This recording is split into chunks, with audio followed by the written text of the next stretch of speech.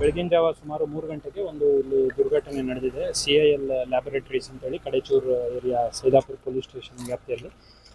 ಅಲ್ಲಿ ಒಂದು scrubber pipe ಅಂತೇಳಿ ಅಲ್ಲಿಂದ ಒಂದು ಗ್ಯಾಸ್ ಲೀಕ್ ಆಗಿ ಸಲ್ಫರ್ ಡೈಆಕ್ಸೈಡ್ ಅಂತ ನಮ್ಮ ಈಗ ಮೇಲ್ನೋಟಕ್ಕೆ ಕಂಡು ಬಂದಿದೆ. ಅದು ಇನ್ಹೇಲ್ ಮಾಡಿ 3 ಜನ ಮೃತಪಟ್ಟಿದ್ದಾರೆ. ಇನ್ನು 2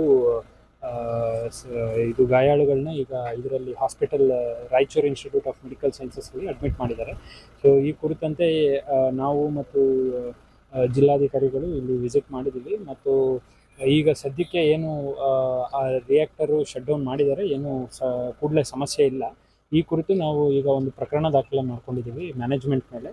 ಸೊ ಅದನ್ನು ತನಿಖೆ ಮಾಡ್ತೀವಿ ಮತ್ತು ಏನೇನು ಇದರಲ್ಲಿ ಸೇಫ್ಟಿ ಪ್ರಿಕಾಷನ್ಸ್ ಇತ್ತು ಮತ್ತು ಗೈಡ್ಲೈನ್ಸ್ ವೈಲೇಷನ್ ಆಗಿದೆ ಅದ್ರ ಕುರಿತು ನಾವು ತನಿಖೆ ಮಾಡ್ತೀವಿ.